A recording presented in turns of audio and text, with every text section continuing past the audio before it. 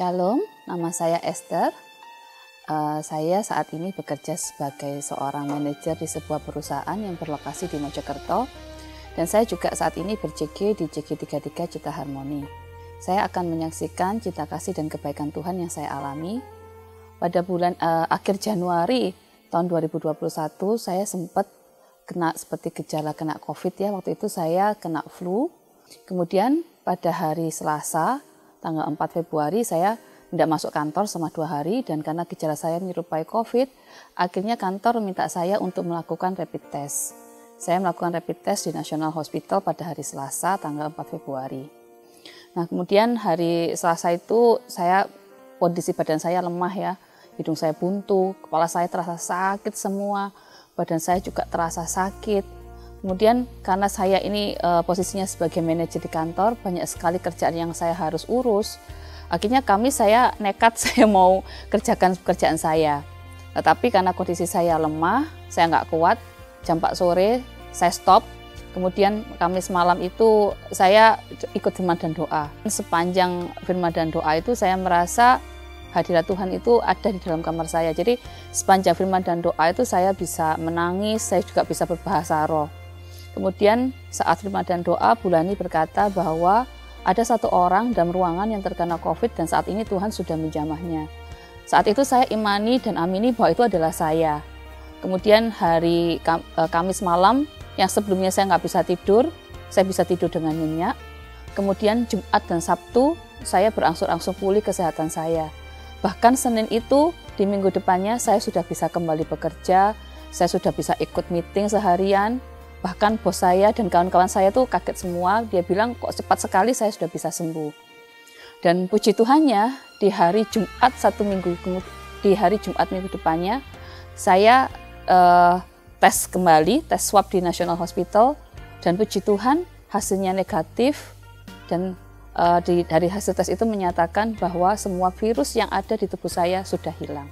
Terima kasih, saya yakin dan percaya jika Tuhan sudah beri kesembuhan, itu tidak setengah-tengah tetapi 100%. All the glory is for Jesus Christ. Terima kasih.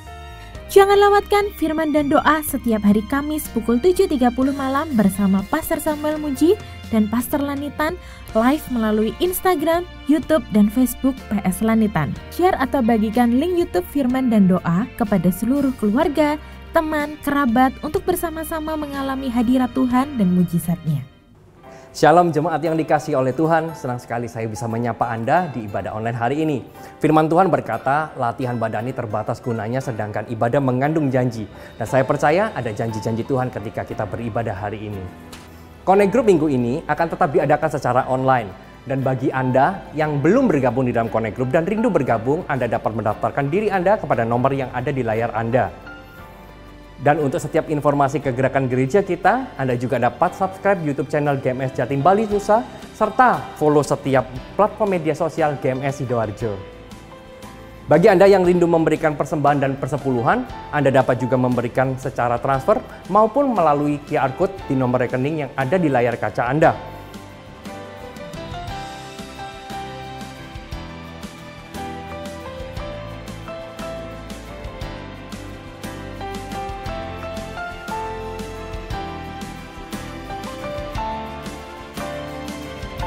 Mari bersama-sama kita akan memulai ibadah kita yang luar biasa dengan berdoa.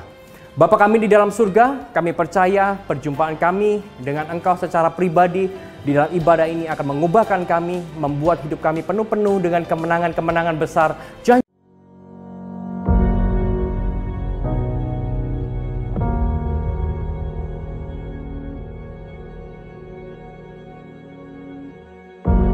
Orang yang suka memuji akan kuat roh doanya. Orang yang berdoa pasti berakhir memuji. Karena Allah bertata di atas pujian. Siapa memuji, Allah mengatasi hidupnya.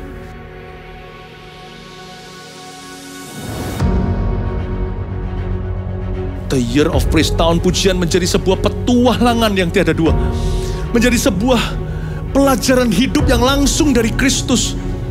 Menjadi sebuah pengalaman yang indah.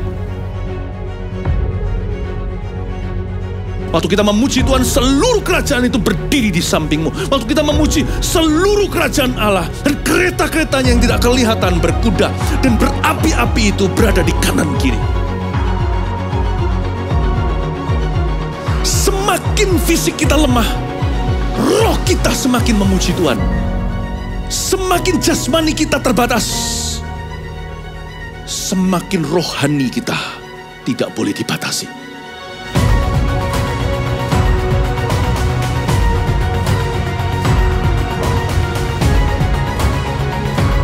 Welcome to the year of praise and provision. Mari kita mengizinkan Tuhan merajut rancangan yang belum pernah kita bayangkan.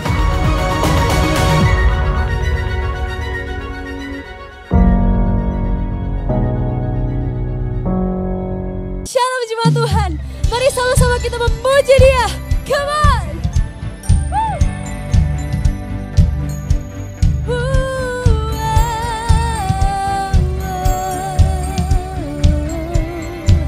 Sama-sama katakan ku pandang burung di langit yang tak menabur, namun diberi makan oleh siapa? Oleh Bapa di surga. Kulihat rumput di ladang tumbuh tanpa bekerja, namun berpakaian indah, lebih dari raja di dunia. Kok tak perlu aku khawatir, karena ku mengenalmu. Yes, Bapa di surga tahu semua yang ku perlu. Say, aku tidak khawatirkan hari esok. Ku berharga melebihi burung di langit dan rumput di ladang. Ku cari dulu kerajaan-Mu Tuhan, dan kebenaran-Mu yang hidup, maka semuanya kan ditambahkan. Amin, amin. Kepadaku.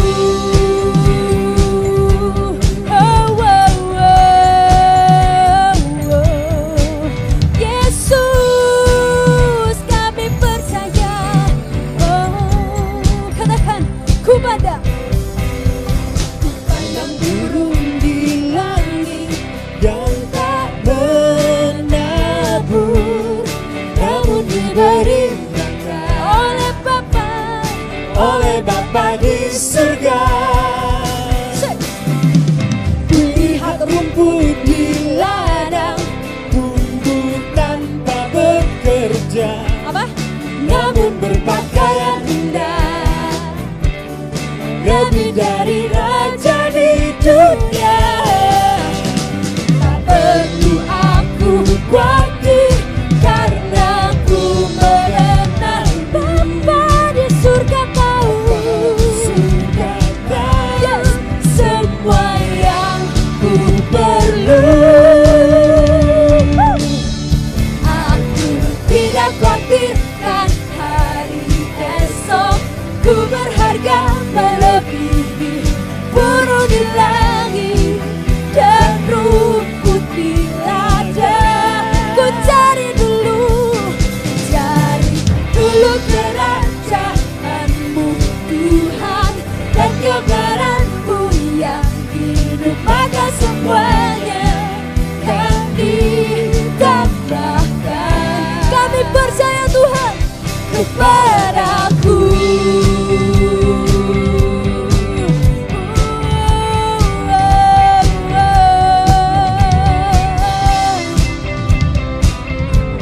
Yes, Jesus. Kuat, mari sama-sama kita nyanyikan. Say, oh,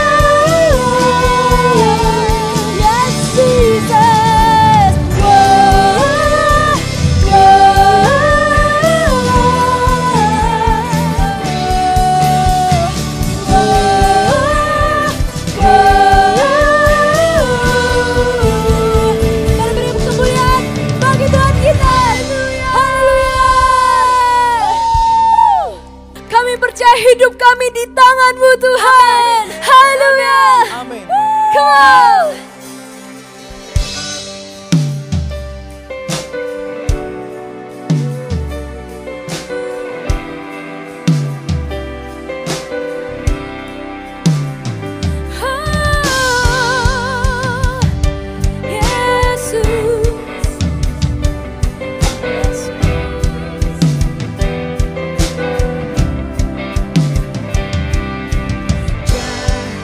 Pencipta semesta, pemberi kehidupan, layak ditinggikan. Katakan tahtanya. Tahtanya tak tergoyahkan, Dia tak tersandingkan, hanya Dia yang sempurna. Masyhur segala perbuatannya, jika Dia di sisiku, siapa lawanku? Tiada pernah ku ragu, serahkan hidupku kepadanya,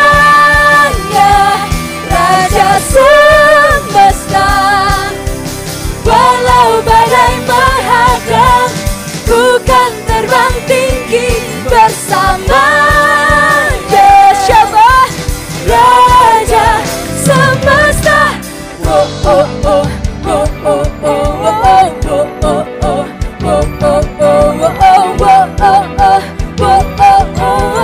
oh. Katakan Dia pencipta semesta, pemberi kehidupan, layak ditinggikan.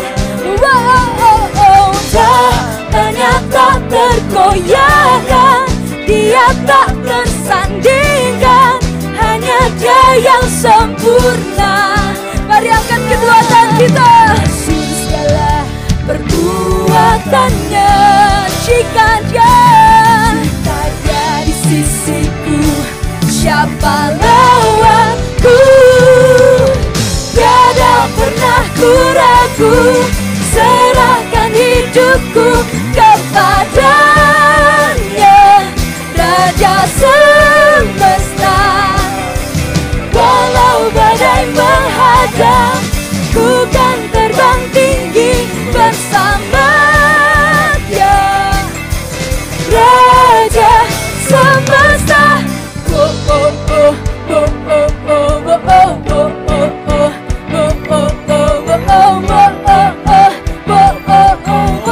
oh. sekali lagi nyanyikan. Come on. Oh oh oh oh oh oh oh oh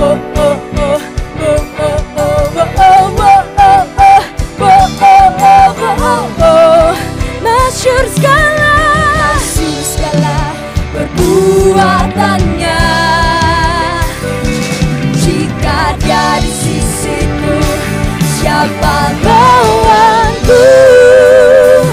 Tiada pernah ku ragu, serahkan hidupku kepadanya, Raja semesta.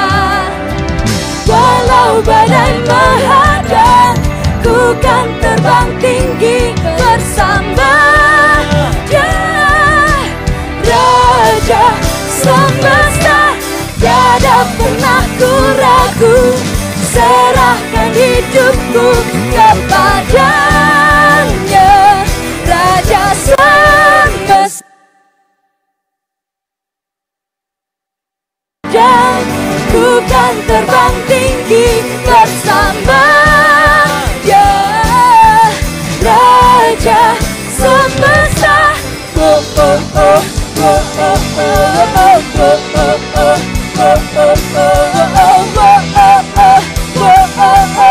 Sama-sama katakan. Raja semesta. Haleluya. Haleluya. Kami tahu hidup kami aman di dalam-Mu Tuhan. Sebab kami ini milik-Mu Bapa, dan Kau milik.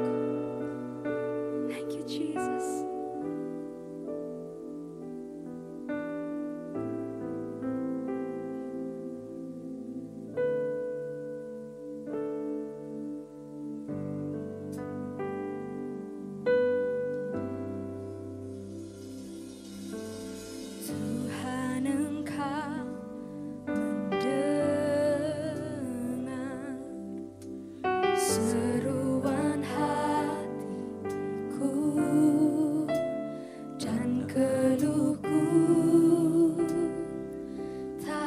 tersembunyi bagimu.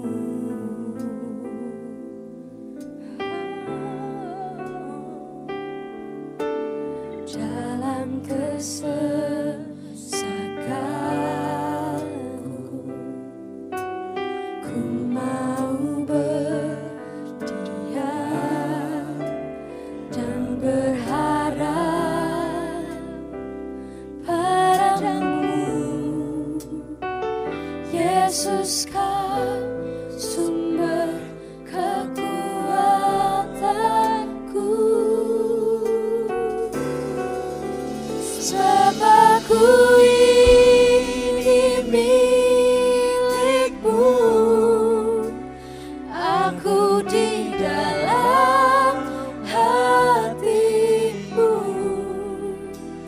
kasih setia-Mu yang menghidupkan aku.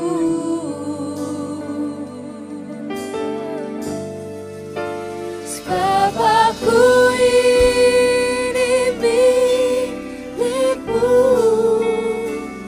tak ku pertahankan hidupku, biar kehendak-Mu kerjakanlah dalamku. Mari sama-sama katakan, Tuhan Engkau mendengar seruan hatiku dan keluhku, tak tersembunyi bagimu.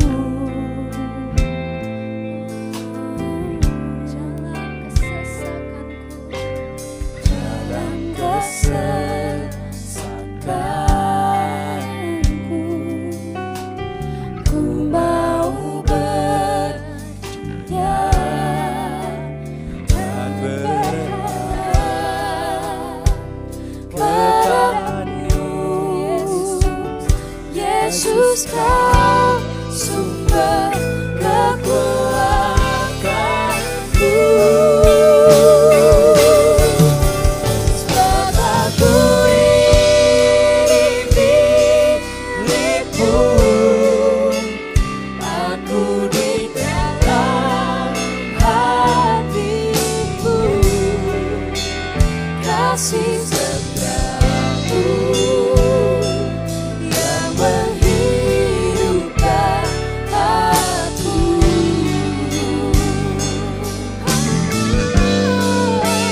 Sebab ku ini milik-Mu, tak ku pertahankan hidupku, biar kehendak-Mu kerjakanlah dalamku.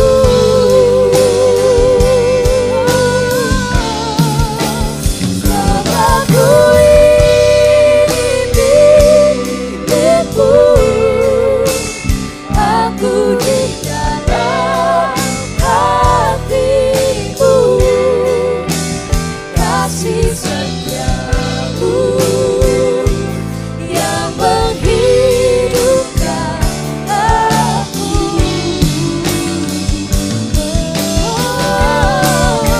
Sebab aku ini milik-Mu, tak ku pertahankan hidupku, biar kehendak-Mu kerjakanlah dalamku.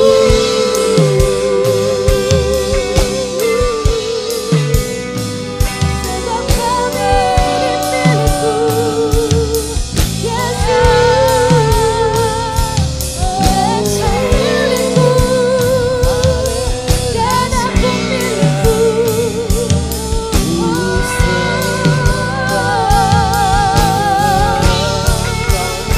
Mari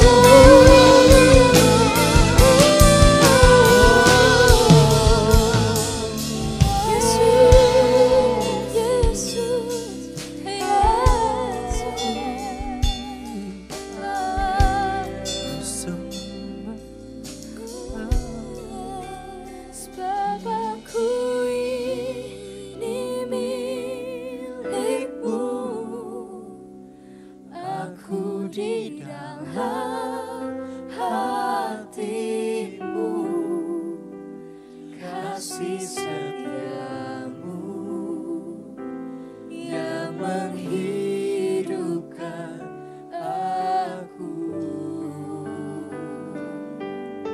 Yes, Tuhan. Sebab aku ini milikmu, tak ku pertahankan hidupku, biar kehendakmu kerjakanlah dalamku. Sebab kami milikmu, sebab aku ini milikmu, aku di dalam hatimu, kasih setiamu yang menghidupkan aku.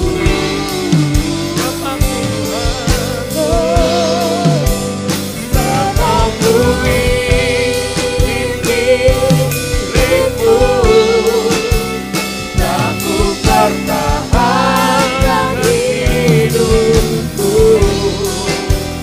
biar kehendakmu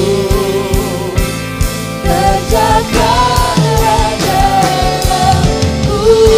Mari katakan sebab aku, Sebab aku ini milikmu, aku di dalam hatimu, kasih setiamu yang menghidupkan aku. Jesus. Oh, ya dalam masane. Sebab aku ini milikmu, tak ku pertahankan hidupku, biar kehendakmu kerjakanlah dalamku.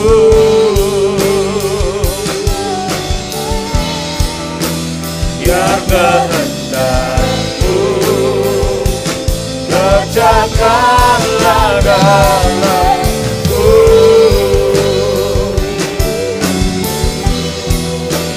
Biar kehendakmu kerjakanlah dalamku. haleluya. Sungguh Engkau baik Tuhan, kami menyembah-Mu Tuhan. Haleluya. Oh Tuhan, ibararararararararamo, syararararamasane, ibarararararararamo. Tiada yang seperti-Mu Tuhan, kami sembah Engkau Tuhan. Haleluya, haleluya, haleluya. Oh, Jesus, ibararararararararamo. Haleluya. Oh, Jesus, kami sembah Engkau Tuhan. Haleluya. Sikiripe kararararararamo. Sikiripe kararapayaralapa. Kuripe kararalapa syakaralapayaralapa. Kuripe kiripe kararalapayaralapa. Kuripe kararalapayaralapa. Dalam Kristus ku percaya ada kemuliaan di balik salibmu, dan aku yakin takkan kemenangan darimu, kekuatanku, harapanku dalam Kristus. Yes Lord, ku percaya ada kemuliaan di balik salibmu, dan aku nyatakan kemenangan darimu, kekuatanku, harapanku dalam Kristus. Sungguh kami bersyukur kalau kami boleh ada hari ini, semua karena Engkau yang baik. Kemenangan yang kami raih pada hari ini, itu semua karena pertolongan-Mu Tuhan. Bukan karena kuat gagah manusia, tapi karena Bapa yang baik. Bapa yang ada buat kehidupan kami. Bapa yang memberikan anaknya yang tunggal. Sehingga kami yang seharusnya binasa, kami beroleh hidup yang kekal. Hari ini Roh Kudus terangi hati kami dengan firman-Mu Tuhan. Supaya firman-Mu bukan sekedar baik kami dengar, tapi firman-Mu juga menguatkan kami, bahkan meneguhkan setiap kami. Sehingga kami semakin hari kami semakin kuat di hadapan Engkau Tuhan. Terima kasih Bapa. Jamah setiap kami Tuhan Yesus. Kurabasya karala bayara bayara. Kuripi kanara masya karala bayara. Kuripi kiripi kanara bayara. Urama sandara bayara.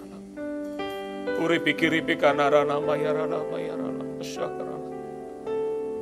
Sungguh kami bersyukur Tuhan. Thank you Jesus. Thank you Lord. Thank you Jesus. Thank you Lord. Makasih Bapa. Dalam Kristus ku percaya ada kemuliaan di balik salibmu, dan aku nyatakan kemenangan darimu, kekuatanku, harapanku dalam Kristus. Thank you Jesus, thank you Lord. Thank you Lord, thank you Jesus. Terima kasih Tuhan. Terima kasih Bapa. Terus bergerak bebas atas setiap kami. Karena kami perlu Engkau setiap waktu. Kami gak mampu tanpa Engkau Tuhan. Kalau kami boleh kuat hari ini, itu semua karena Engkau yang baik. Karena Engkau yang menjagai kami. Engkau yang memimpin kami. Thank you Jesus. Terima kasih Bapa. Biar hadirat-Mu terus menguasai setiap kami. Hadirat-Mu menjamah. Hadirat-Mu juga meneguhkan setiap kami Tuhan. Bahwa hidup di dalam Kristus adalah hidup lebih dari pemenang. Hidup di dalam Kristus artinya ada jaminan pasti yang Kau berikan. Terima kasih Tuhan. Sungguh Engkau baik. Dalam nama Yesus berdoa. Amin. Haleluya. Shalom Bapak Ibu Saudara. Hari ini kita merayakan hari Paskah. Kita tahu bahwa beberapa hari kemarin kita merayakan hari Jumat Agung, atau yang kita kenal adalah hari di mana Yesus disalibkan. Ya, dan hari ini adalah hari ketiga setelah Yesus disalibkan, dan Yesus berkata, nanti aku akan mendirikan kembali bait Allah yang roboh, akan dibangkitkan kembali. Dan Yesus bicara bukan bait suci secara gedungnya, tapi dia bicara tentang dirinya, bahwa ada kebangkitan setelah kematian. Dan Yesus menyatakan dirinya di hari ketiga, dia dibangkitkan saudara. Dan hari ini kita akan belajar, di hari Paskah hari ini, kita akan buka di dalam kitab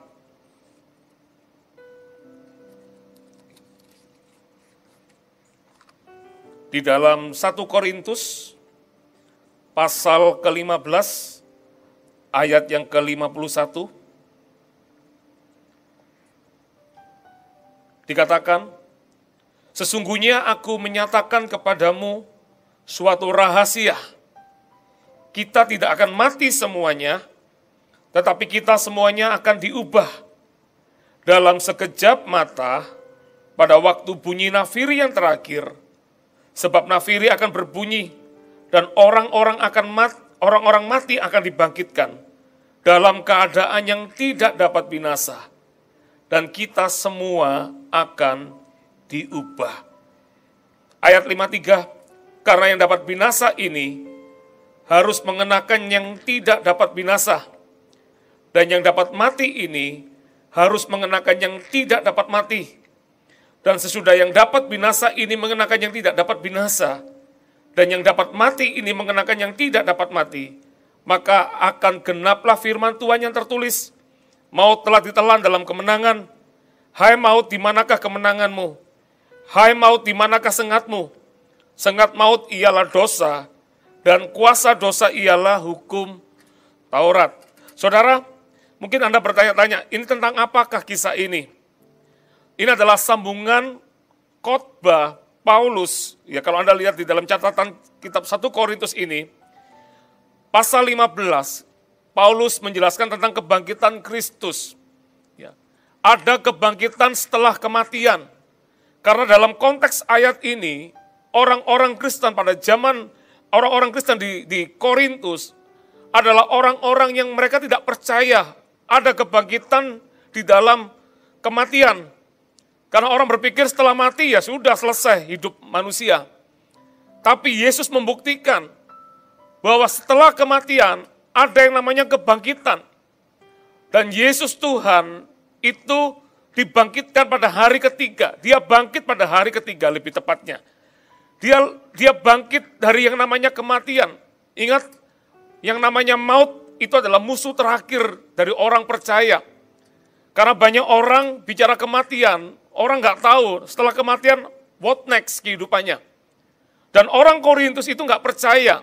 Bahkan kalau Anda belajar dalam Alkitab, orang-orang Yunani pada zaman itu menganggap kebangkitan orang mati itu adalah sesuatu yang kasar. Tapi Paulus luar biasa di sini. Dia bercerita bahwa Yesuslah, dia adalah ciptaan yang sulung. Setelah kematian, dia bangkit pada hari ketiga membuktikan bahwa maut tidak berkuasa lagi dalam kehidupan Yesus. Dan kalau Yesus bangkit, artinya ada pengharapan bagi kita orang percaya. Bahwa kita setelah mati, bukan berarti kita selesai dalam kehidupan. Tapi kita akan dibangkitkan pada harinya nanti. Kita akan diangkat kembali oleh Kristus. Karena kita telah ditebus oleh Tuhan. Katakan amin. Dan ayat 51 ini mengatakan, sesungguhnya aku menyatakan kepadamu suatu rahasia. Kita tidak akan mati semuanya, tetapi kita semuanya akan diubah. Paulus menggambarkan nanti suatu masa ketika Yesus datang kedua kali, ada orang-orang percaya yang masih hidup. Dan dikatakan dalam sekejap mata, pada waktu bunyi nafiri yang terakhir, sebab nafiri akan berbunyi ketika sangkakala dinyalakan, ketika sangkakala ditiup, saudara. Maka dikatakan ada orang-orang, dikatakan dalam sekejap mata, artinya ada orang-orang yang mereka ketika sangkakala itu berbunyi, tubuhnya diubah menjadi tubuh kemuliaan dan mereka akan menyongsong dalam kedatangan Tuhan yang kedua kalinya. Ini adalah sebuah pengharapan yang sangat luar biasa. Ada banyak orang takut mati, kalau mati itu masalah waktu saja. Semua orang pasti akan menghadapi kematian. Yang kita takutkan bukan bicara tentang kematiannya. Ya. Tapi yang kita takutkan adalah kehidupan setelah kematian. Ada di manakah kita? Tapi bagi orang-orang percaya yang hidup pun pada waktu itu, yang hidup dan yang mati tidak akan mendahului. Dua-duanya akan sama. Coba lihat satu ayat sebagai gambaran yang menarik. Coba buka di dalam 1 Tesalonika. 1 Tesalonika, Anda lihat, coba kita buka. Di ayat di 1 Tesalonika pasal 4 ayat ke-13. Judulnya di sana adalah kedatangan Tuhan. Ayat 13 dikatakan, selanjutnya kami tidak mau saudara-saudara bahwa kamu tidak mengetahui tentang mereka yang meninggal, supaya kamu jangan berduka cita seperti orang-orang lain yang tidak mempunyai pengharapan. Karena jikalau kita percaya bahwa Yesus telah mati dan telah bangkit maka kita percaya juga bahwa mereka yang telah meninggal dalam Yesus akan dikumpulkan Allah bersama-sama dengan Dia. Bagi kita, orang percaya, ketika kita meninggal, kita disebut orang-orang yang berbahagia. Karena apa? Karena Yesus telah menebus dosa kita, saudara. Ingat, upahnya dosa adalah maut. Sengatnya maut yaitu dosa kita. Ketika kita hidup dalam dosa, artinya dengan perbuatan baik kita, dengan usaha manusia, kita nggak akan bisa menebus dosa kita. Tapi terpujilah Yesus, karena kematian Yesus itulah yang seharusnya kita membawa kebinasaan dalam kehidupan kita ini. Tapi kita beroleh keselamatan, oleh karena Yesus telah mati bagi kita. Dan ini yang luar biasa. Karena jikalau kita percaya bahwa Yesus telah mati dan telah bangkit, maka kita percaya juga bahwa mereka yang telah meninggal dalam Yesus akan dikumpulkan Allah bersama-sama dengan Dia. Ayat 15, ini kami katakan kepadamu dengan firman Tuhan. Kita yang hidup, yang masih tinggal sampai kedatangan Tuhan, sekali-kali tidak akan mendahului mereka yang telah meninggal. Nanti ada satu masa di mana ketika sangkakala dibunyikan, orang-orang yang mati di dalam Tuhan dan orang yang masih hidup di dalam Tuhan, dua-duanya akan, yang satu dapat tubuh kemuliaan juga, yang satunya juga dapat tubuh kemuliaan dibangkitkan, dan mereka akan sama-sama menyongsong. Ada kehidupan after kematian. Dan dikatakan ayat 16, sebab pada waktu tanda diberi, yaitu pada waktu penghulu malaikat berseru, dan sangkakala Allah berbunyi, maka Tuhan sendiri akan turun dari surga, dan mereka yang mati dalam Kristus akan lebih dahulu bangkit. Sesudah itu, kita yang hidup yang masih tinggal akan diangkat bersama-sama dengan mereka dalam awan menyongsongnya Tuhan di angkasa. Demikianlah kita akan selama-lamanya bersama-sama dengan Tuhan. Ayat 18 luar biasa. Karena itu, hiburkanlah seorang akan yang lain dengan perkataan ini. Ini luar biasa sekali. Judul khotbah saya pada hari ini adalah makna kebangkitan. Kebangkitan itu apa? Kebangkitan Kristus itu bukanlah sekedar liturgi yang kita rayakan setiap bulan April untuk merayakan kebangkitan Tuhan. Kebangkitan Tuhan bicara adalah pengharapan yang pasti kepada setiap orang yang percaya di dalam Tuhan. Masih ingat ketika Jumat Agung kemarin kita merayakan hari di mana Yesus disalib. Ketika Yesus disalib, saya mau ajak ingatan kita flashback ke 2000 tahun lebih yang lalu. Ketika Yesus disalib, semua orang-orang percaya di zaman itu, murid-murid Tuhan, itu mereka tercerai-berai. Karena mereka berpikir Tuhan yang mereka harapkan, itu mereka berpikir bahwa sudah the end. Segala sesuatunya sudah selesai. Karena Yesus telah ditangkap, dan bayangan mereka melihat pemulihan terjadi, itu mereka nggak bisa melihat lagi. Bahkan beberapa di antara para murid juga, yang namanya Petrus, pun menyangkal Yesus. Ketika disebut oleh orang, kamu adalah muridnya, kamu adalah salah satu pengikutnya. Petrus pun menyangkal Yesus. Dia berkata, aku tidak pernah mengenal dia. Dan sampai itu terjadi, ya, sampai dikatakan murid-murid itu mereka juga dalam ketakutan. Karena mereka juga lagi diburu oleh para imam-imam di zaman itu. Dan tahukah Anda, kematian Yesus itu membuat seluruh dunia bersorak-sorai. Karena mereka berpikir, tuh yang mau menyelamatkan, mati juga akhirnya. Wah, semua orang berteriak-teriak. Saya bisa bayangkan iblis pun bersorak-sorai di waktu itu. Yang mereka lupa, Yesus itu bukan manusia biasa. Dia adalah Tuhan. Kedatangannya pun itu bukan karena campur tangan manusia. Tapi Roh Kudus yang datang ke dalam Maria, sehingga Maria yang saya katakan masih virgin, belum pernah berhubungan dengan pria, tapi Maria bisa dapat kasih karunia, dia bisa hamil di waktu itu. Dan kehamilannya pun bukan karena tiba-tiba, malaikat yang menjumpai Maria, dia berkata, "Salam hai Maria, kamu yang telah dikaruniai."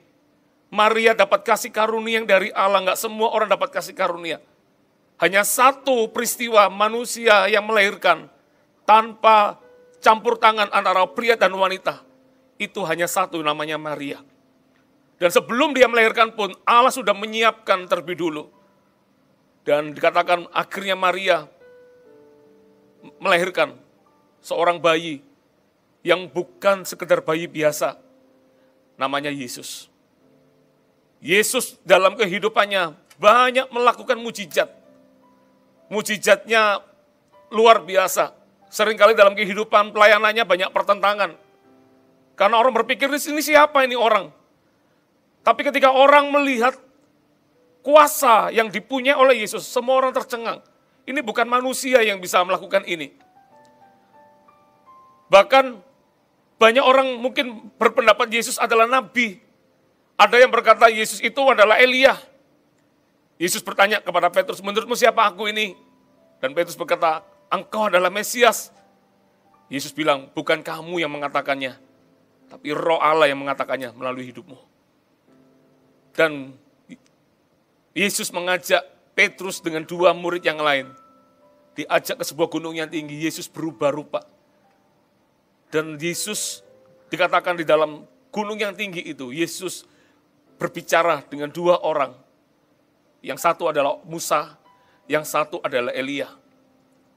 Kenapa Yesus berjumpa dengan Musa dan berjumpa dengan Elia? Musa adalah perlambangan kitab yang paling lama di orang Yahudi. Orang Yahudi kalau ingat Musa, ingat kitab Taurat. Perlambangan seperti Tuhan Musa itu. Dan Yesus sengaja berbicara kepada Musa. Dia memanggil Musa, dia ajak bicara Musa.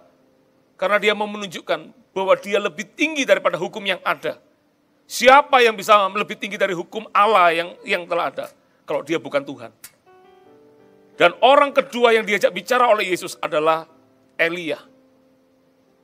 Elia adalah perlambangan nabi besar di Israel. Kalau orang bilang tentang nabi, orang pasti tahu yang terhebat, yang besar adalah Elia. Yesus panggil Elia karena dia lebih tinggi daripada nabi yang ada.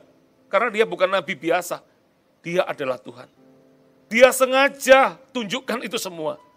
Supaya murid-muridnya Petrus, Yohanes, dan Yakobus bisa melihat. Yang mereka lihat ini bukan manusia biasa. Apalagi Yesus banyak melakukan mujizat. Dan mujizat yang paling spektakuler yaitu membangkitkan Lazarus dari kematian di hari yang keempat. Orang mati bangkit di hari yang keempat. Kitab Talmud mengatakan, kitabnya orang Yahudi mengatakan, kalau ada orang mati dibangkitkan lebih dari hari ketiga, yang bisa bangkitkan, itu adalah Mesias. Dan Yesus membangkitkan Lazarus di hari yang keempat. Nggak ada satupun manusia yang bisa membangkitkan orang mati lebih dari hari ketiga, itu nggak ada. Elia pernah bangkitkan orang mati. Elisa tulangnya bisa membangkitkan orang mati. Tapi membangkitkan orang mati lebih dari hari ketiga, itu cuma satu, yaitu namanya Yesus. Kalau kita belajar sana. Orang semua tercengang lihat mujizat itu. Tapi ketika Yesus disalib, semua orang tercerai-berai. Karena berpikir, Yesus sudah di end hidupnya. Padahal Yesus tahu apa yang dia kerjakan. Dia memang harus mati di kayu salib. Dia mati bukan karena salib. Karena orang kalau disalib nggak akan cepat mati. Dia menyerahkan nyawanya. Masih ingat? 2 orang kiri kanan matinya pun perlu dibantu. Matinya bukan karena disalib. Mereka harus dipatahkan tumpuan kakinya. Karena orang kalau disalib itu mereka nggak akan cepat mati. Tapi begitu tumpuan kakinya dipatahkan, maka untuk mengambil nafas itu akan menjadi berat. Itulah yang membuat mereka matinya cepat. Yesus itu nggak ada tulangnya yang dipatahkan, seperti nubuatan. Karena dia menyerahkan nyawanya ketika dia berkata, Eli, Eli, lama sabatani, Allahku, Allahku, di manakah engkau? Dan sampai ketika dia berkata, it is finished, it is done. Sudah selesai, baru dia menyerahkan nyawanya. Karena kematiannya, itulah penebusan dosa kita, saudara. Dia memberikan nyawanya untuk mengganti nyawa kita yang seharusnya binasa. Dan ketika dia mati itu, semua orang-orang yang benci sama dia, mereka bertepuk tangan dan mereka berkata, iya sudah mati akhirnya. Mereka nggak pernah tahu bahwa setelah kematian, Yesus adalah Tuhan. Dia tidak mati untuk selama-lamanya. Ada tafsiran mengatakan, Petrus yang mengatakan di suratnya, Yesus datang ke dunia orang mati. Dia adil, dia adalah Allah yang adil. Dia memberitakan keselamatan kembali di zaman orang-orang yang mereka sudah mati sebelum zaman Yesus.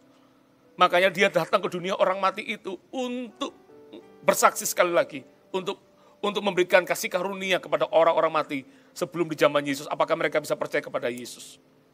Dia adalah Allah yang adil. Dan ketika dia selesai, makanya dia berkata pada hari ketiga, seperti hari yang kita rayakan, dia bangkit. Masih ingat kisahnya? Maria dengan beberapa perempuan yang lain, dia datang ke kubur Yesus. Pada hari pertama setelah hari Sabat dikatakan, ketika dia datang, maka terjadilah gempa juga. Ada malaikat yang menggulingkan batu dikatakan. Dan penjaga-penjaga yang menjaga, karena ada perintah dari para imam-imam di zaman itu, jaga supaya mayatnya nggak dicuri oleh para murid-murid. Para imam-imam takut dicuri mayatnya. Tapi Yesus nggak perlu bantuan manusia. Yesus terangkat di surga. Ketika Maria sampai di sana, terjadilah peristiwa yang barusan saya katakan tadi itu. Para penjaga yang menjaga, dikatakan mereka gentar sampai seperti orang mati, dikatakan. Dan malaikat itu berkata apa? Jangan takut, Maria. Yesus telah bangkit, dikatakan. Yesus telah bangkit. Coba kita lihat ayatnya aja deh. Matius, coba lihat. Matius 28, ayat pertama. Setelah hari Sabat lewat menjelang menyisingnya fajar pada hari pertama minggu itu, pergilah Maria Magdalena dan Maria yang lain menengok kubur itu. Maka terjadilah gempa bumi yang hebat sebab seorang malaikat Tuhan turun dari langit dan datang ke batu itu dan menggulingkannya lalu duduk di atasnya. Wajahnya bagaikan kilat dan pakaiannya putih bagaikan salju. Dan penjaga-penjaga itu gentar ketakutan dan menjadi seperti orang-orang mati. Akan tetapi malaikat itu berkata kepada perempuan-perempuan itu, janganlah kamu takut, sebab aku tahu kamu mencari Yesus yang disalibkan itu.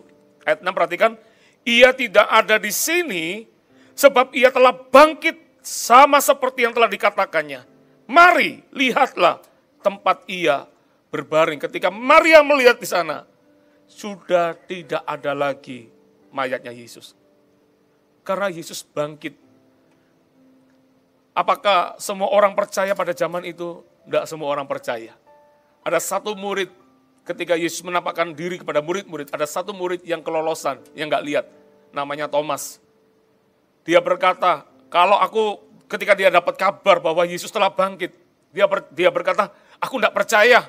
Ini bahkan level murid, orang terdekatnya Tuhan. Dia berkata, aku tidak percaya sebelum aku melihat bekas paku, lubang paku itu. Dan sebelum aku mencucukkan jariku ke dalam lubang bekas paku itu, atau aku mencucukkan jariku ke dalam lumbungnya yang tertikam itu, maka sekali-kali aku tidak akan percaya. Dan Yesus tahu, meskipun dia nggak diberitahu oleh siapapun, dia tahu karena dia maha tahu. Dan dia menjumpai Thomas. Kalau saya nggak salah, 8 hari setelah Thomas mengatakan itu, Yesus menampakkan diri kepada Thomas. Dan dia berkata, Thomas, lihat lubang bekas paku. Dia berkata, cucukkan jarimu. Dan Thomas menyucukkan jarinya. Makanya siapa Thomas? Iman kepala. Dia percaya ketika dia melihat dulu, baru dia percaya. Dan ketika dia mencucukkan jarinya di dalam lubang bekas paku itu, Yesus berkata sama Thomas, jangan sekali-kali tidak percaya lagi. Saudara, ketika Paulus ngomong di dalam 1 Korintus ini, Paulus sedang bicara seperti ini, kebangkitan Kristus itu adalah kemenangan bagi kita orang percaya. Karena orang nggak pernah tahu setelah kematian mereka mau kemana, nggak ada. Kalau orang bicara tentang surga, pasti orang akan berkata semoga kita ke surga. Kenapa? Kata semoga, karena orang tidak yakin menuju ke surga. Tapi bagi kita orang percaya, bukan kata semoga yang kita katakan. Ada kepastian ketika kita meninggal suatu hari nanti. Kita tidak meninggal untuk selama-lamanya, tapi kita akan meninggal untuk saat itu saja. Tapi Allah akan membangkitkan kita dari kematian. Makanya kenapa dikatakan Yesus adalah yang sulung, yang mengalami kematian dan dibangkitkan. Supaya menjadi tanda bagi kita orang percaya. Kalau Yesus bisa dibangkitkan, maka kita orang percaya, kita juga dibangkitkan. Katakan amin. Kadang bicara masa-masa seperti ini banyak orang takut. Takut meninggal, takut segala macam. Yesus pernah berkata, jangan takut dengan sesuatu yang cuma membinasakan tubuh, tapi nggak bisa membinasakan jiwa. Tubuh akan kembali kepada tanah, semua orang akan mengalami itu. Tapi jiwa kita nggak akan terkubur bersama-sama dengan tubuh. Jiwa kita dimenangkan oleh Tuhan. Karena Allah telah mati bagi kita. Makanya ini luar biasa sekali. Dikatakan maut telah ditelan dalam kemenangan. Hai maut, di manakah kemenanganmu? Hai maut, di manakah sengatmu? Sengat maut ialah dosa dan kuasa dosa ialah hukum Taurat. Ayat 57, perhatikan. Tetapi syukur kepada Allah yang telah memberikan kepada kita kemenangan oleh Yesus Kristus, Tuhan kita. Apa makna kebangkitan? Yang pertama-tama makna kebangkitan adalah mengeluarkan ucapan syukur kepada Tuhan. Karena kita punya pengharapan yang pasti. Makanya tadi ayat yang kita baca di 1 Tesalonika, kasih tahu kepada saudara yang lain, hiburkanlah mereka. Kalau hari-hari ini ada banyak orang gundah gulana, kalau hari-hari ini banyak orang yang mundur dari Tuhan, ini kabar baik bagi kita semua. Bahwa di dalam Tuhan ada pengharapan yang pasti.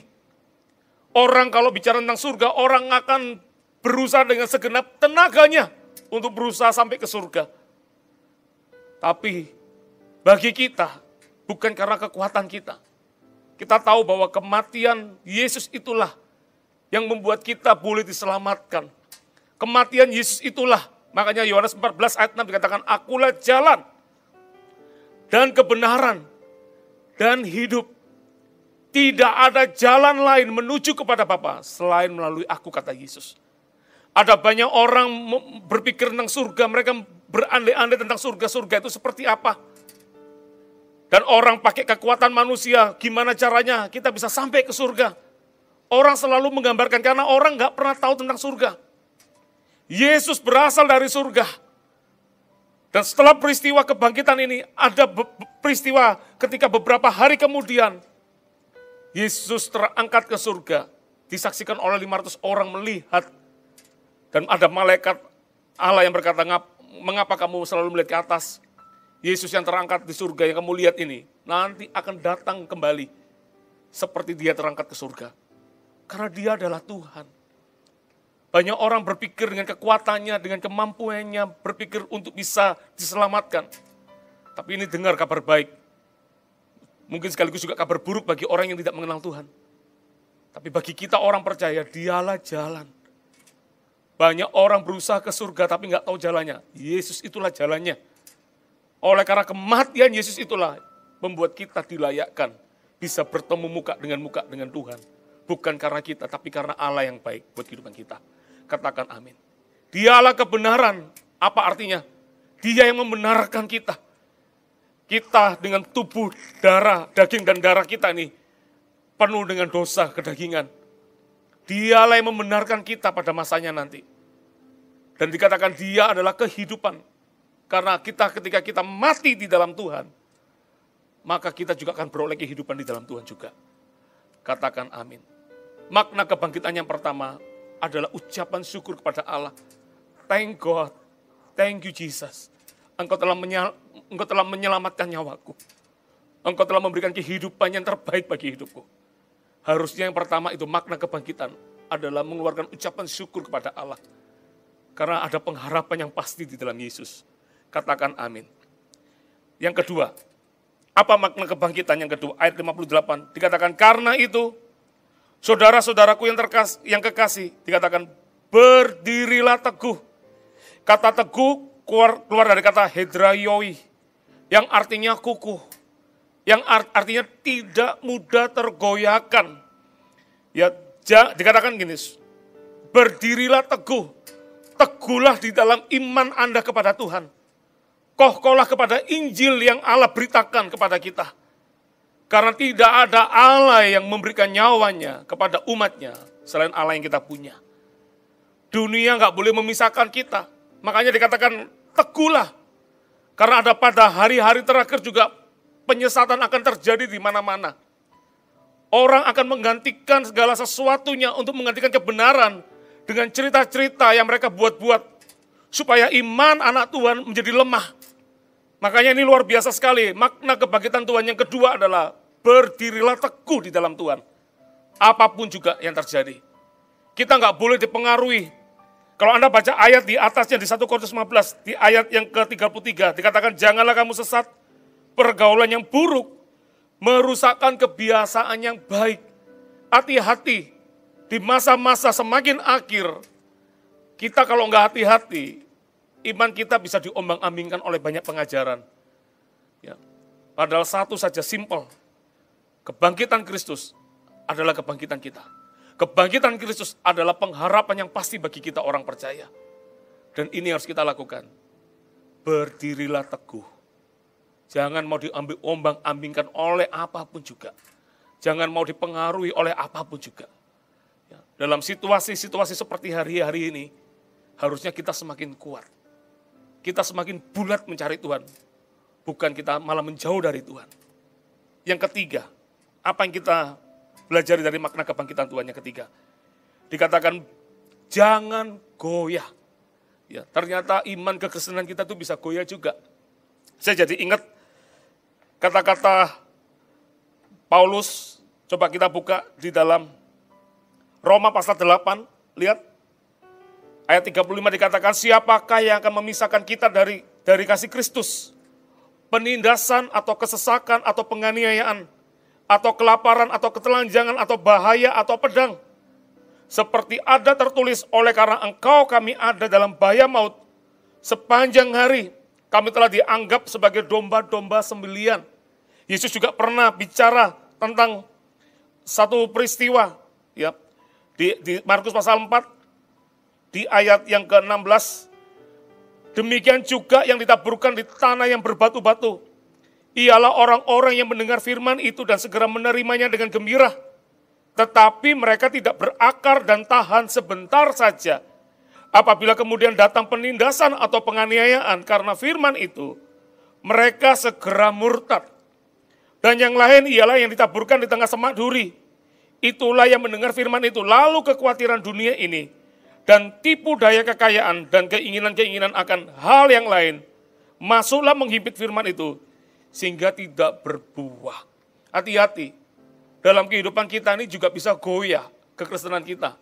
Mungkin apalagi dalam masa-masa pandemi ini, mungkin kita sedang terkena, mungkin kita bukan kena virus COVID-nya, mungkin kita kena virus ekonomi yang terjadi.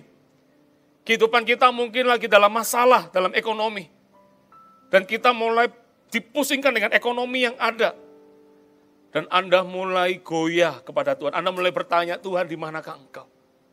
Dan tanpa Anda sadari, Anda mulai mundur secara teratur di dalam Tuhan. Dulu Anda rajin mencari Tuhan. Dulu Anda selalu ada di dalam rumah-rumah ibadah. Anda selalu mencari Tuhan lebih dari apapun juga. Tapi ketika masalah terjadi, tantangan kehidupan terjadi, kalau kita nggak hati-hati, jangan-jangan kita sudah mulai mundur dari Tuhan. Makanya ini harus hati-hati. Makna kebangkitan Tuhan harus ingat adalah supaya kita tidak goyah di dalam pengharapan kita, saudara. Harusnya kita berkata kayak Paulus tadi, mau penindasan, mau bahaya, mau ketelanjangan, tidak dapat memisahkan aku dari kasih Kristus. Iman itu harus kayak begitu bulatnya sama Tuhan. Tidak boleh goyah, hati-hati. Makanya saya katakan, mungkin ada banyak suara-suara sumbang mulai masuk dalam hidup kita. Sudah nggak usah sungguh-sungguh lagi. Buat apa kamu sungguh-sungguh? Toh lihat, kamu juga dalam masalah. Kalau kita nggak hati-hati, berita-berita, suara-suara sumbang itu bisa melemahkan iman kita. Ayo kembali lagi, saudara. Jangan mau digoyahkan oleh apapun juga. Kita harus kokoh di hadapan Tuhan. Harus kukuh pengharapan kita di dalam Tuhan. Katakan amin. Yang keempat, yang terakhir. Perhatikan. Dikatakan begini. Dan giatlah selalu dalam pekerjaan Tuhan, tanda seru di situ. Ingat, makna kebangkitan itu artinya kita dipanggil untuk melayani Tuhan. More and more. Lebih dan lebih lagi. Kita dipanggil untuk melakukan pekerjaan Tuhan. Ya, di masa-masa seperti ini, harusnya kita bukan mundur dari Tuhan. Saya sedih banget. Kadang-kadang melihat banyak anak Tuhan di masa pandemi ini seolah-olah banyak orang-orang yang mulai mundur dari Tuhan. Mereka lebih takut dengan sesuatu yang bisa membinasakan tubuh daripada mereka takut dengan sesuatu yang bukan cuma membinasakan tubuh, tapi membinasakan jiwa mereka juga. Orang lebih mementingkan mereka tubuh secara jasmaninya, yang mereka lupa manusia rohaninya nggak pernah mereka bangun. Itu yang ngeri, saudara. Makanya ini luar biasa sekali dikatakan, giatlah selalu dalam pekerjaan Tuhan. Kita nggak bisa balas kebaikan Tuhan selain memberikan hidup ini untuk dipakai oleh Tuhan. Saya ingat di awal-awal pandemi itu banyak sekali orang mulai takut segala macam.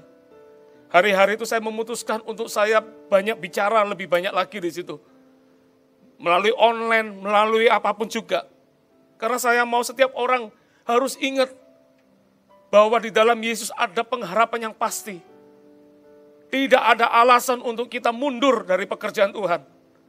Harusnya di masa-masa pandemi justru itulah iman kita harus lebih menonjol. Kita harus berikan yang terbaik. Karena kita tahu Allah ada bersama kita. Kalau Allah sudah memberikan yang terbaik bagi kita melalui nyawa anaknya, Yesus Kristus namanya, masa dia enggak menjaga kita di kehidupan kita, saudara. Makanya ini yang harus kita tanam. Makna kebangkitan Tuhan yang keempat adalah giatlah selalu dalam pekerjaan Tuhan. Tidak ada kita berkata bahwa kita tak mundur dulu ya. Nanti kalau sudah selesai baru saya melayani. No, saudara. Harusnya makna kebangkitan Tuhan ini membuat kita sadar diri. Bahwa kita bukan cuma dipanggil untuk diselamatkan. Tapi kita juga dipanggil untuk memberitakan juga pekerjaan-pekerjaan Allah yang besar. Melalui pelayanan yang bisa kita berikan. Katakan amin. Dan ini luar biasa sekali dikatakan. Sebab kamu tahu bahwa dalam persekutuan dengan Tuhan, jerih payahmu tidak sia-sia. Ingat, orang mati itu adalah membawa perbuatan. Di kitab Wahyu dikatakan, nanti orang mati akan membawa perbuatannya. Yang ditinggalkan adalah namanya. Tapi yang dibawa pulang itu adalah perbuatannya. Ya, mungkin kita nggak bisa balas kebaikan Tuhan. Sampai kapanpun juga nggak akan pernah bisa balas kebaikan. Tapi setiap perbuatan yang kita persembahkan kepada Tuhan, di dalam melayani Tuhan, maka saya percaya segala sesuatu yang kita lakukan itu tidak ada yang namanya sia-sia. Selalu ada upah bagi orang-orang yang melayani Dia. Ayo saudara, di hari kebangkitan Tuhan Yesus yang kita rayakan pada hari ini, harusnya ini menjadi titik balik kita semua orang percaya. Untuk kita pertama adalah mempersembahkan ucapan syukur kepada Allah. Thank you Tuhan. Thank God, terima kasih Tuhan. Engkau telah memilih aku, menyelamatkan aku. Sehingga aku menerima pengharapan yang pasti. Yang kedua, makna kebangkitan mengingatkan kita kembali untuk kita berdiri teguh. Jangan mau goyah dengan apapun juga. Jangan mau kita dikalahkan oleh keadaan. Harusnya kita yang mempengaruhi keadaan. Iman kita yang mempengaruhi keadaan. Karena kita punya pengharapan yang pasti. Yang ketiga adalah, tadi saya sempat singgung, adalah jangan goyah. Mungkin hari ini Anda mengalami masalah, mungkin bertubi-tubi, mungkin masalah sakit atau apapun juga. Jangan goyah. Karena kemenangan kita nggak boleh dikalahkan oleh apapun juga. Ya, setiap orang yang namanya hidup pasti ada yang namanya masalah. Ada yang namanya tantangan kehidupan. Tapi kita adalah orang-orang percaya di dalam Tuhan. Kita nggak boleh goyah. Dan yang keempat adalah kembali lagi di dalam pekerjaan Tuhan. Ayo. Mulai lagi, bangun lagi kehidupan Anda. Dulu Anda seorang asir di gereja mungkin. Anda seorang pelayan praise and worship. Mungkin Anda adalah seorang yang terlibat di dalam pengembalaan. Ini waktunya Anda kembali lagi. Untuk berkata, Tuhan, ini aku pakai hidupku. Karena aku tidak bisa balas kebaikanmu. selain memberikan hidupku bagi kemuliaan nama-Mu. Katakan amin. Maukah Anda saudara? Kalau Anda mau, cukup angkat tanganmu saja. Mari kita berdoa. Kibararaba syakarala bayarala. Kuripikanarala bayarala bayarala syakarala.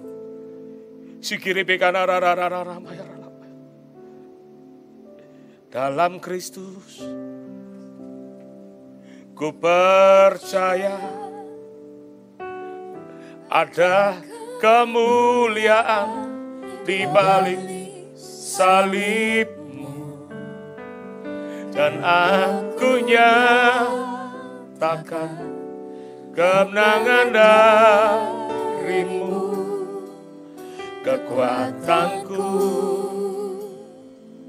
harapanku dalam Kristus. Ku percaya ada kemuliaan di balik salib-Mu, dan aku nyatakan Jesus, yes Lord, kemenangan dari-Mu. Kekuatanku, harapanku, katakan dalam Kristus. dalam Kristus. Ku percaya Jesus, ada kemuliaan di balik salib-Mu, dan aku nyatakan kemenangan dari-Mu. Kekuatanku, harapanku dalam Kristus. Saya nggak tahu apa yang kau alami.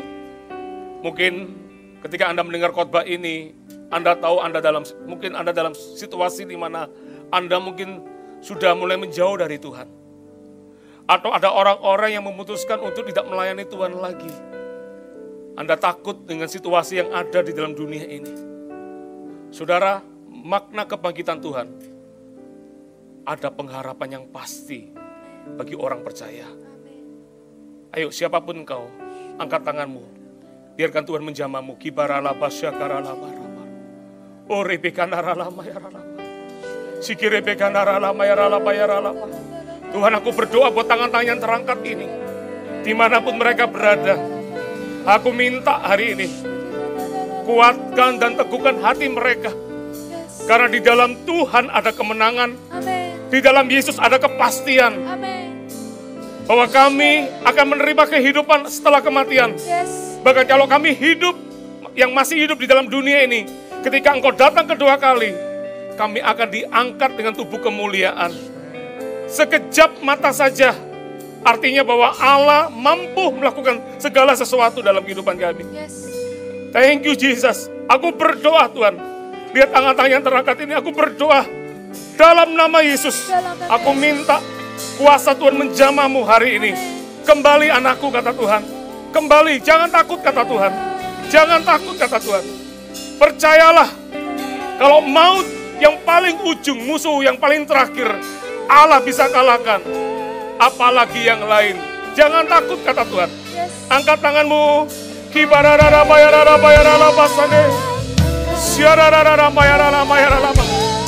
Yes, Jesus. Kekuatanku, katakan harapanku. Harapanku Dalam Kristus, ku percaya. Amin Tuhan.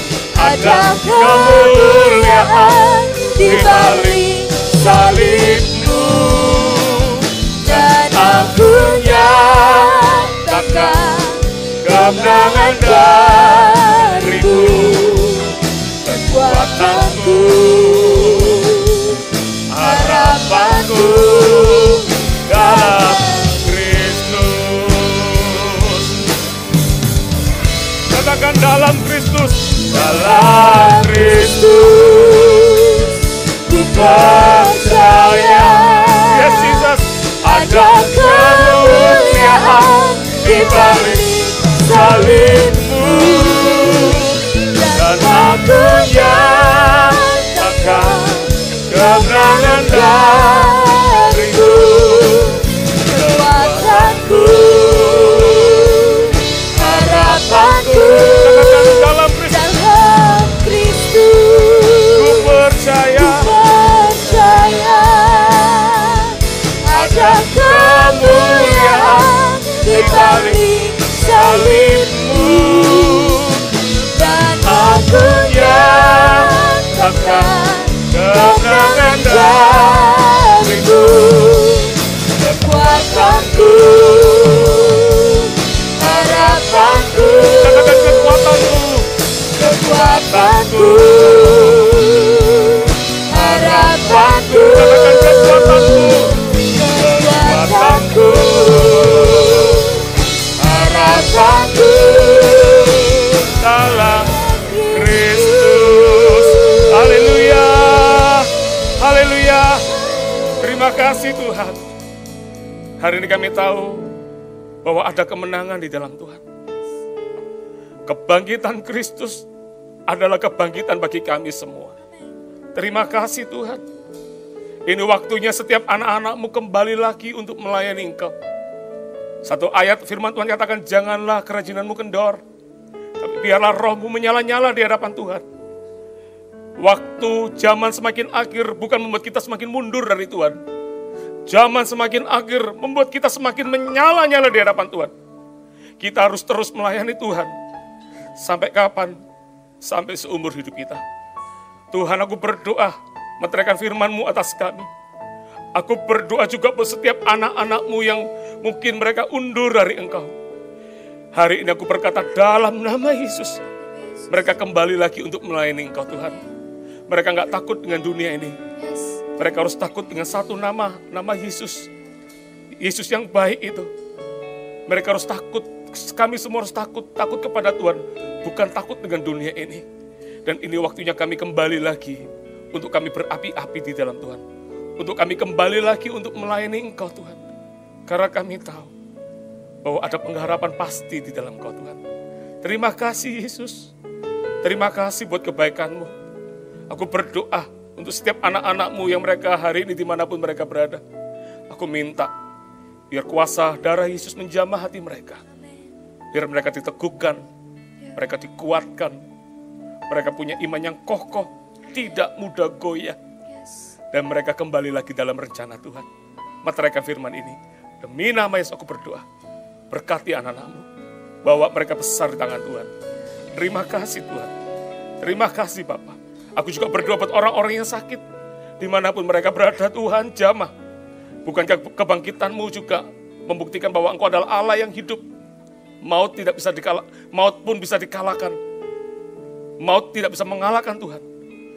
Dan aku juga percaya setiap bilur darah Yesus menyembuhkan setiap orang yang sakit. Apapun sakit penyakitnya, seberat apapun. Saat kami percaya kepada Tuhan dalam nama Yesus, maka nama itu memberikan kesembuhan. I speak healing. Aku berkata sembuh di dalam nama Yesus. Aku berkatakan terjadi kesembuhan, mujizat-Mu mengalir atas kehidupan anak-anak-Mu. Darah Yesus, bilur darah Yesus menyembuhkan-Mu. Terima di dalam nama Yesus Tuhan. Terima kasih Bapa. Mari sidang jemaat yang terkasih, angkat kedua tangan-Mu. Terimalah berkat kasih yang dari Allah Bapa. Anugerah kesetiaan dari Yesus Kristus namanya. Dan pertolongan dari Allah Roh Kudus yang akan terus menolong-Mu, memimpin-Mu dalam setiap kebenaran yang ada. Takutlah akan Tuhan. Hidup seperti yang diberitakannya. Apapun yang kau pegang, dibuatnya berhasil.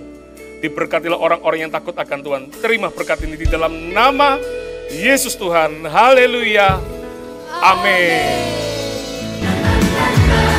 Hey!